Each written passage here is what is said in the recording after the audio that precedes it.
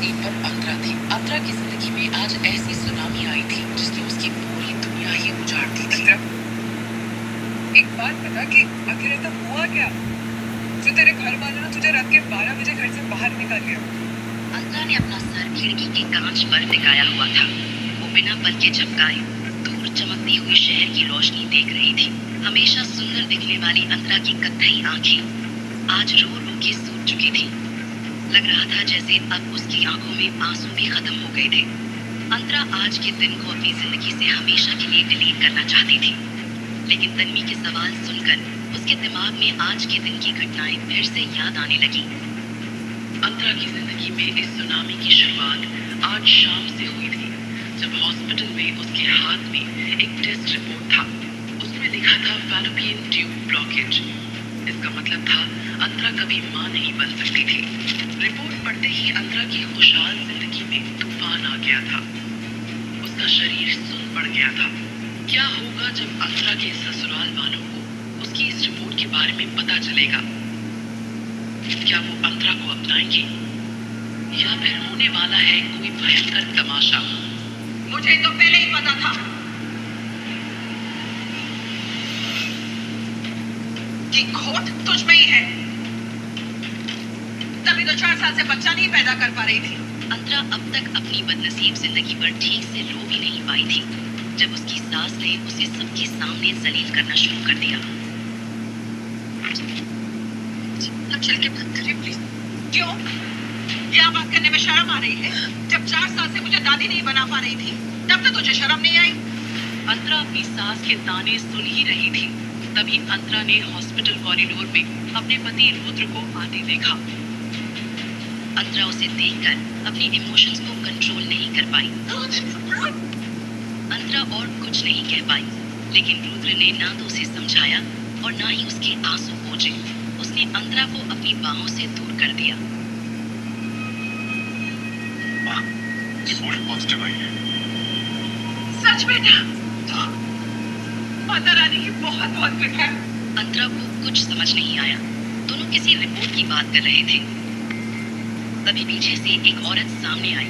वो गायत्री बंसल थी, अंतरा की कजिन। चुप चुप जियो बेटी, चुप चुप जियो। आज तुम्हारी वजह से मेरे दादी बनने का सपना पूरा होने वाला है। मुझे पूरा यकीन है कि तुम्हारी कोख में लड़का ही है जो मेरे रुद्र के वंश को आगे बढ़ाएगा। अंतरा के ऊपर बिजली गिर गई। उसे यकीन नहीं हो रहा था कि उसकी अपनी कजिन, जिसके लिए वो बहन जैसी थी, उसी ने उसका घर तोड़ दिया था।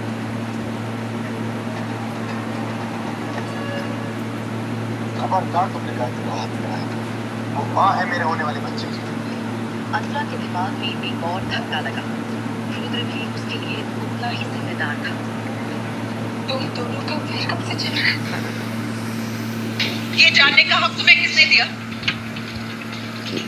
हमारे परिवार के मामलों में दखल देने की जरूरत नहीं है।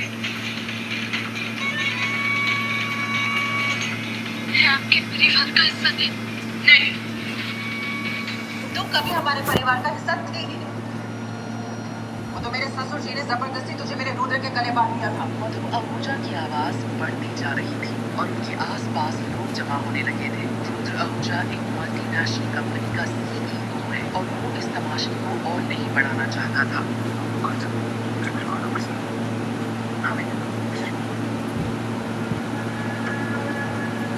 अंतरा के सारे सवाल अभी खत्म नहीं हुए थे, लेकिन उसने दुनिया के सामने अपना और अपने परिवार का तमाशा नहीं बनाया।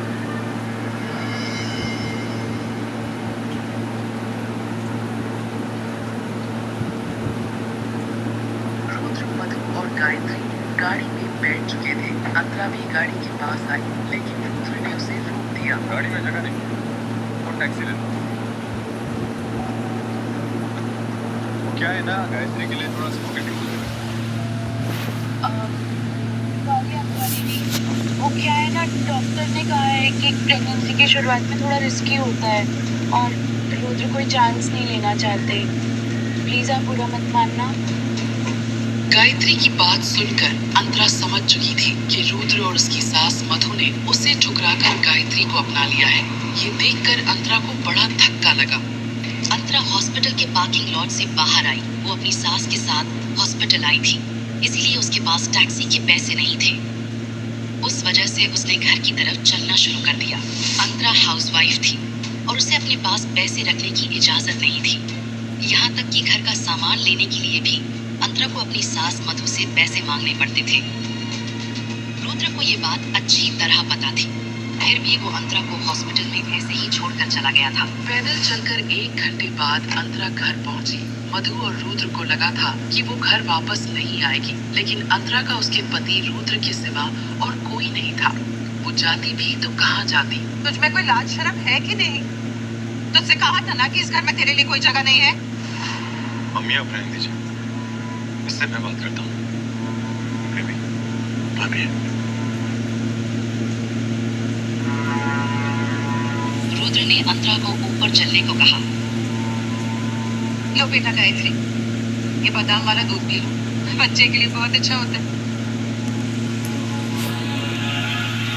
4 साल की शादी में वो दोनों शायद ही कभी एक साथ बेडरूम में रहे होंगे, क्योंकि रात में ज्यादातर रुद्र स्टडी रूम में ही सोता था और अंतरा बेडरूम में।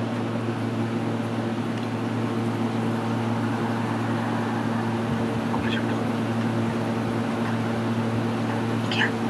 डिवोर्स करने के लिए आपको कितने पैसे चाहिए? मैं इसको शादी करता रुद्र की बात सुनकर अंतरा हक्की बक्की रह गई।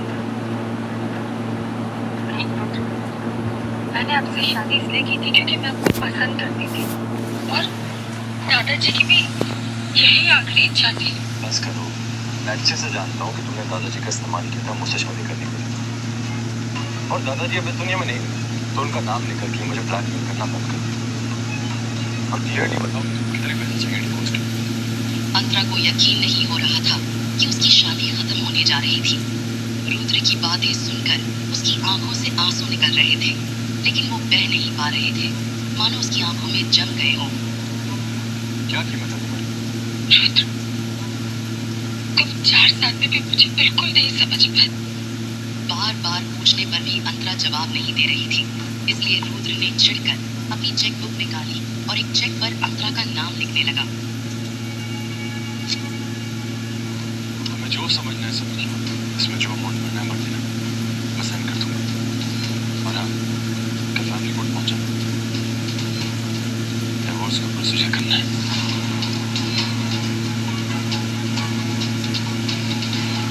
अंतरा को लगा जैसे उस दरवाजे के साथ रुद्र के दिल का दरवाजा भी उसके लिए हमेशा के लिए बंद हो गया हो। पैरों के पास पड़ा चेक उसने उठाया। वो 8 बाई 3 इंच का कागज उसकी शादी खत्म करने का फरमान था।